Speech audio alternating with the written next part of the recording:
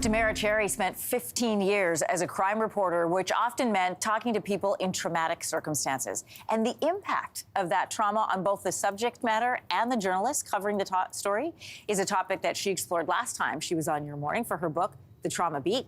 Now she's digging deeper into that in a new season of her podcast. Here's a listen. Microphones and cameras shoved in my face. I had fear for my safety.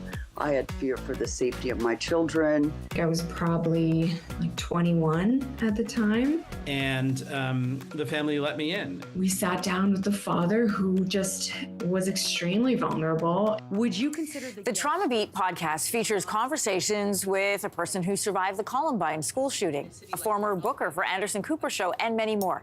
And Tamara Cherry is back in our studio. Great to have you back here. Thanks for having me back. So you explored a lot of these themes and these topics in your book. Why turn it into a podcast? There were so many questions that were left over after my book. So I published my book last spring, rolled out the first season of my podcast, which was very similar to the book in terms of exploring conversations with survivors who, were mostly negatively impacted by the media. But something I heard from those conversations and the research that led to my book overwhelmingly from survivors is we're being negatively impacted by the media. How it's going is not working.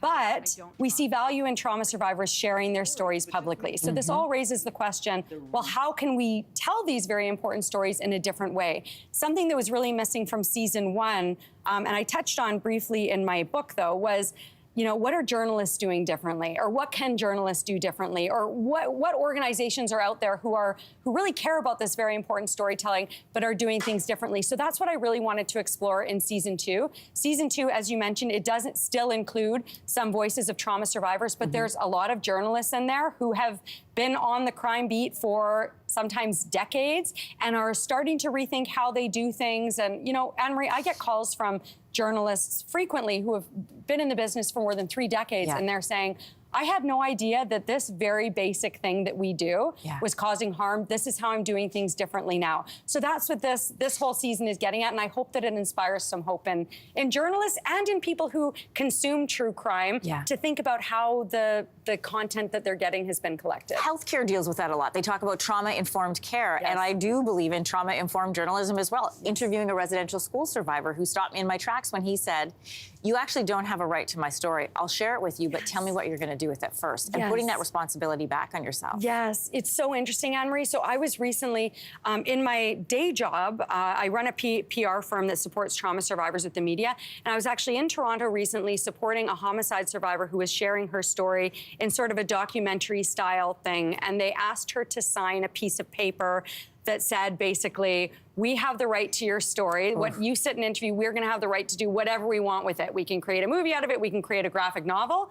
And I made the mistake as a survivor support worker of not reading that sheet because I thought it was the same as one I received last year before sending it over. And the survivor was horrified. Excuse me, this is my story. I'm agreeing to talk to this person in this place for this purpose. I'm not signing this. There's so many things that we do in this business that are so extractive. We're taking stories. But I always like to quote CBC journalist Duncan McEwen, who's done amazing work on reporting in Indigenous communities. And he says, be a storyteller, not a story taker. And that's what it all comes down to. So what I try to do through my book and now through my podcast is how can we tell these stories rather than take them? How can we do it in a more collaborative way? In the episode, you talk about the struggle earlier on in your careers. In one of these episodes, you're trying to balance that impulse to get the story, right? Do the door knocks, get the photograph, versus giving survivor the space that they need to breathe and to process. So mental health, it was never part of the discussion, right? You did a hard story, you went home, you zoned out, or you had a drink, or however you coped, and then you went back to work the next day. Do you think things have improved in newsrooms since then? Some newsrooms, yes. There are some newsrooms in this country and across this continent, really, that are starting to talk more about well-being, and I think that's fantastic. They're creating peer support networks. There's more journalists talking to each other, asking them, how are you doing, that sort of thing. But we still have a very long way to go. And the message that I always try to share, I'm all about journalist well-being, Anne-Marie, obviously.